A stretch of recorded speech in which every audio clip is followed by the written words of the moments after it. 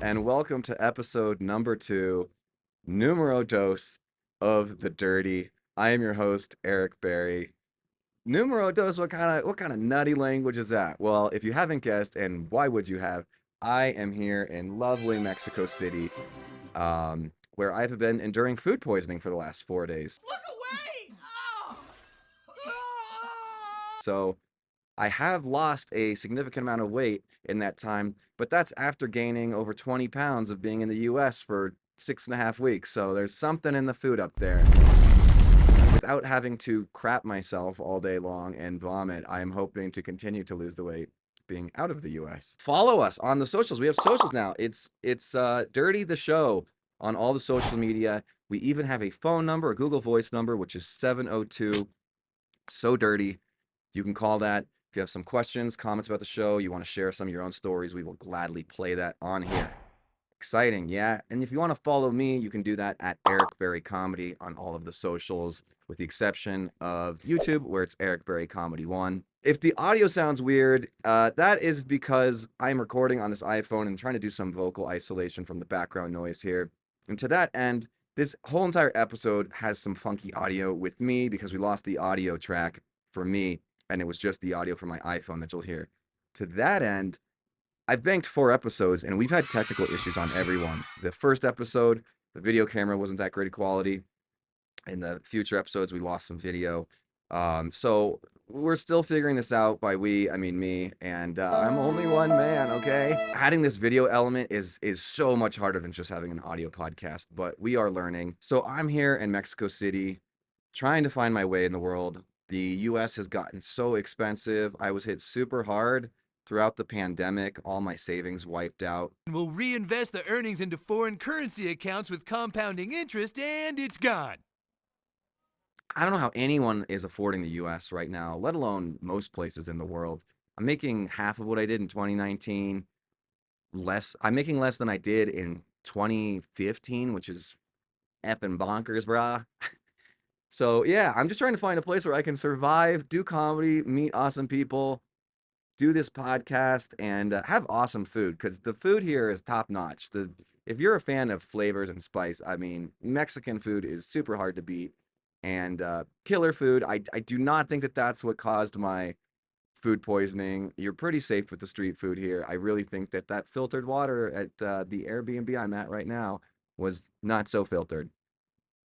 Anyway, that's enough about me. Let's get to today's guest, Pam Benjamin. Pam Benjamin is an awesome spirit. She is a comedian, a comedy producer, and was the owner of Mutiny Radio in San Francisco, which was an indie podcast and live broadcast internet radio station that gave a platform to indie musicians and comedians. So many comedians, had a platform there and got their start there.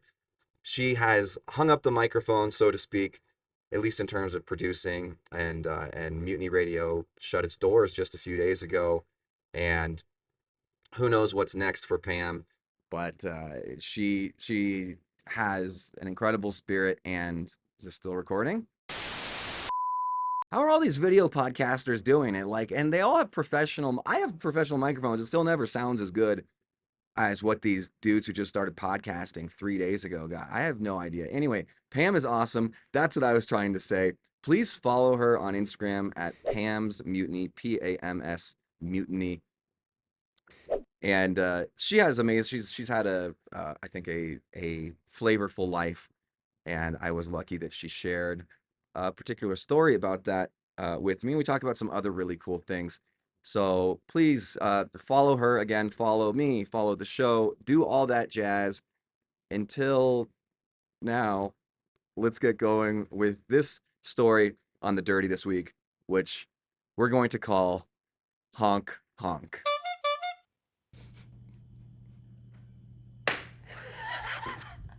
We are here with Pam Benjamin. Hi, Pam. Hey, how you doing, Eric? Well, I may not be better, but it's not about me. It's not about me. Pam and I, we know each other from many moons. 2011 is when I started. Yeah, me too. 2011. Yeah, I'm just hearing compelling, crazy stories from people. I got them. The ones I can remember, I got them. I was kidnapped. Wait, I already have questions. Yeah.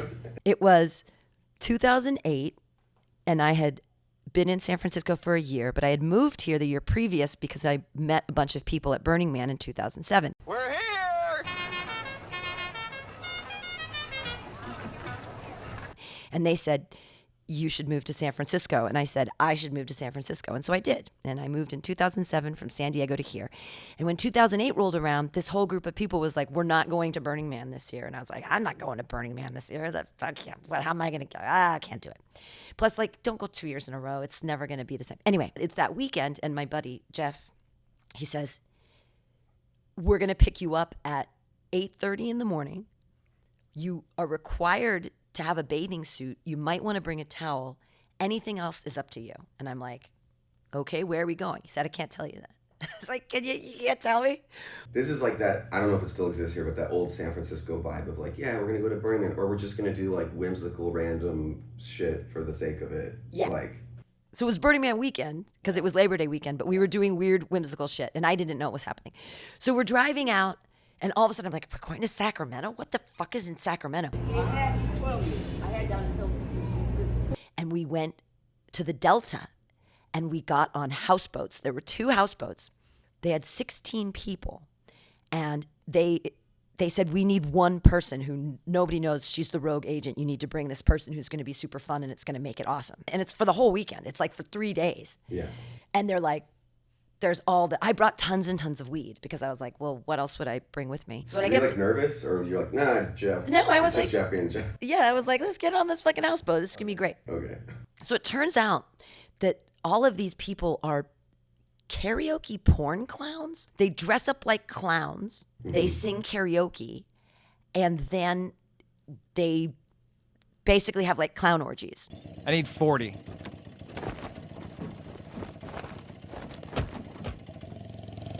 So I didn't know this until the first night of, the second night of karaoke. Because the first night, they all did GHB, which I hadn't done, and I was smoking all this weed, and I'd been drinking, and they're like, well, if you're going to do GHB, you can't drink. We won't let you drink for like 24 hours. They're like, if you're going to do it tomorrow, you have to stop drinking now. And I was like, okay, I'll do this GHB thing. I don't know what's up with it. Never done it before. But the first night, it was just me and this girl smoking on one of the things, and we were smoking pot the whole time and just hanging out, and no one else smoked weed, and they all got weird and like dressed up like clowns, and they went up on top of the roof and they were filming all this stuff, and I was like, I'm not down with this, I'm not that. But they were all doing this GHB and things were happening, and so I wasn't vibing with them, but I was vibing with this one girl. Wait, where did like the porn, like where was this, when you say porn, like was it? Okay, so that's the second day. So that's the whole thing, is they do this weird stuff upstairs and I'm not into it, and they stay up all night and I end up going to bed. The next day I wake up, I'm smoking pot with this girl. We start the karaoke. We're having so much fun. I take the GHB and then I realize that stuff makes you horny as fuck. It's a gay drug, right? Like a lot of gays use it. Is it? So GHB for me, they had these Act bottles and you'd squeeze it. Remember Act with the mouthwash? No. So it was a thing in like the 80s, and you squeeze it, and then that's the amount of mouthwash you're supposed to use. A squeeze gives you just the right amount. But they would use these bottles, and that's the amount of GHB you were supposed to take, and they made it themselves. And so it was like a thimble, more than a thimbleful, like a shot, basically. Yeah. But when it hit you, it was like 6 beers. It's like all of a sudden, so it's great. Like if you have an eating disorder, GHB. Like it's the best. Like, are you kidding me? Right. Well, just because you don't have to have all the calories of 6 beers to be like wasted. So taking the GHB, having a good time. We're singing karaoke. People are dressed up as porns. People are doing each other's makeup. All of a sudden it turns in to an orgy, like a clown orgy. And I've never been. This is like the first orgy I was part of. And it was like, and that's why they wanted me, because they had a gay couple and they had one girl who swung both ways, and they had all this group, but like I was like the new person or whatever. And so the interesting part about it, the first time I came from something going down on me, and it was a girl, and I was like, what? You have the makeup on? Yes. And so there was like it looked like a crime scene because of the makeup and the smearing.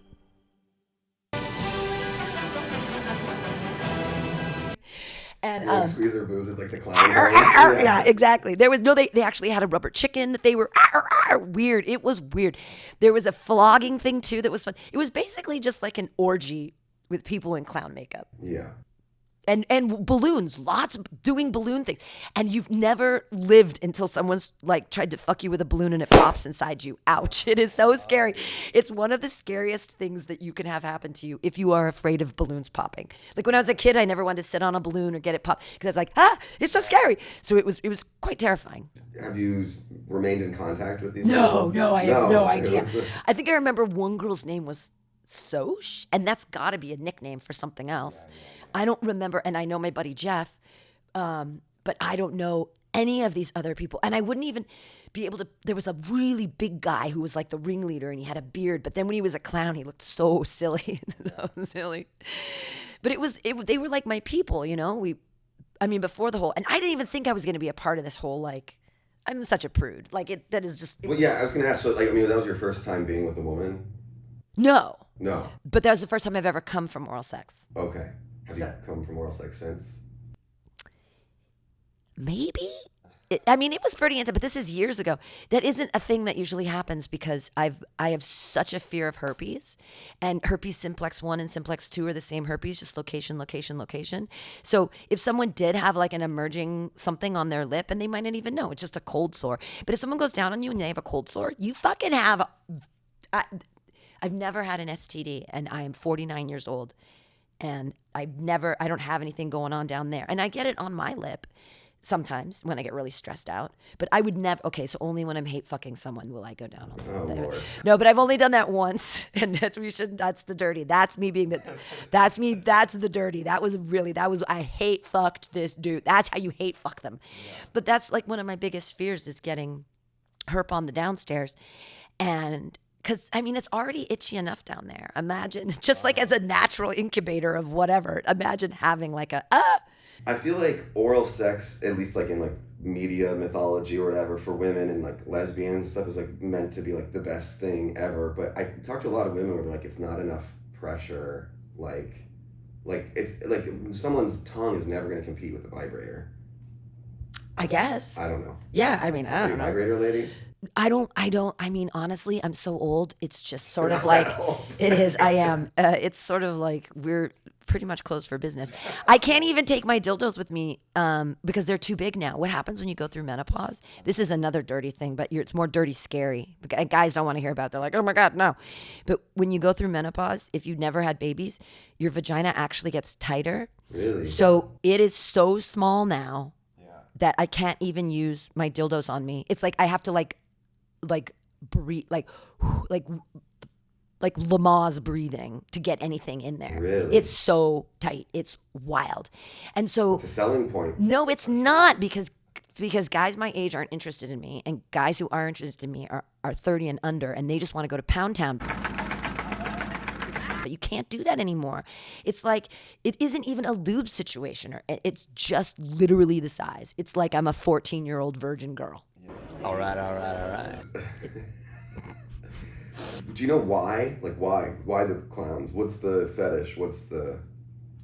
Why did they choose that? Because it's San Francisco, and San Francisco used to be weird. People used to be freaky about weird shit, like whatever. It was like some weird kink they all had. Like, let's all dress up like porns or like clowns and have group sex on houseboats. Like, see, that's the thing. San Francisco used to be fucking cool.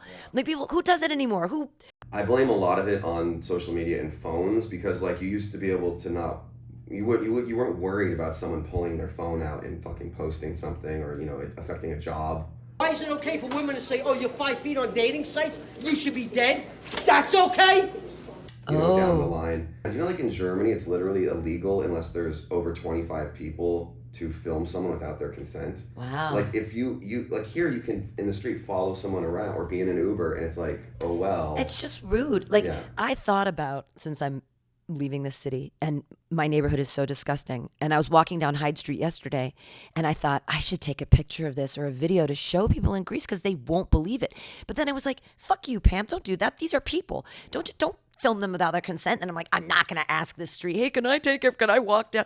And I was already walking by that point. But I think it's just a tact thing. Yeah. Or like I'll see people post pictures from like Bart and they'll be like, look at this lady's fat stomach, or look at this disgusting person eating whatever. And you're like, that's... Fat shaming? Just whatever shaming. That's okay?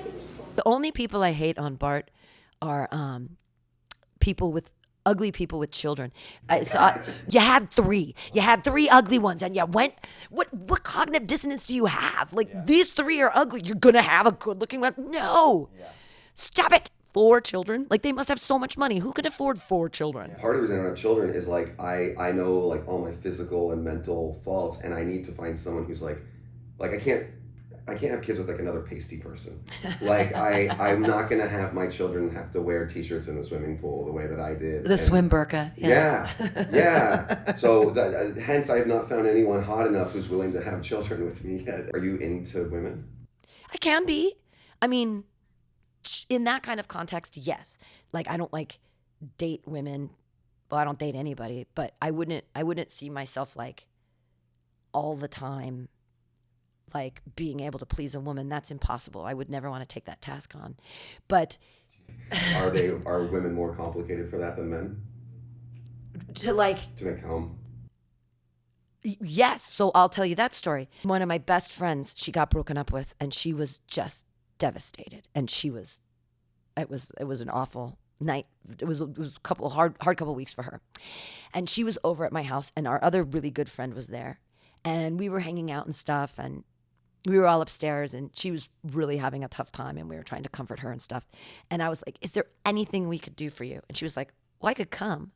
And we were like, we can get this done. You can do it. My buddy and I were trying to get it done. We're going down, we're doing stuff, and using fingers, trying everything. And my friend looks down at me, and she goes, gosh, down in the refrigerator, do you have like a carrot, a cucumber, anything? And I was like, I don't. Women are so fucking hard to please. But that was when I was married. And so my husband, ex-husband now, he would never let me have dildos because I didn't know this, because I'd never watched porn. I didn't know that he had he was an African-American gentleman, and he was the only guy I'd ever slept with. So we'd go to parties. Oh, our husband's the only guy you'd ever slept with? Yeah, for those many years, until I moved to San Francisco. So for 13 years of marriage, from when I was 19 to 32, that was it. And I didn't watch porn because I was so religious and I was so prude and weird, and I was like, oh, I don't want to be compared to other people. So I never knew, and he would never let me have dildos, and I never really understood why. And everything worked, and it fit right, and everything is fine. I've always been quite small. But, you know, I slept with when I got here to San Francisco, I slept with my first white guy, and I was like, holy fuck, your dick is enormous. And he's like, 6 inches is pretty standard, really. And I was like, wow, perspective. But I'd had no perspective. I didn't know. I'd never seen anything else. So. Yeah. I, as someone who's certainly self-conscious about dick size, my only thing is I'm like, thank God I'm not black. Yeah, because the pressure that comes with the pressure that comes with it. I'm sure there was all kinds of pressure. But I've seen a lot of dicks in my time, and in my experience, dildos are always pretty far above average in terms. Like I don't see like a normal dick-shaped dildo normally. I see like a big old fucking flashlight. Right. One of mine is like 8 inches long, and the other one is more like 5, because it is like a normal sized dick. Yeah. And it's still, and again, that is at this point, I think that it's like, I'm going to have to do like stretching exercises or something. You want the anti-Kegel. Right, I want the anti-Kegel, whatever that is. I might have to start like putting Benoit balls up there. I don't know. I don't know what I'm supposed to do. But I don't know. It's just at this point, honestly, I've done all kinds of things. It's like, what else? It's all kind of silly at this point, isn't it? Like, what's the...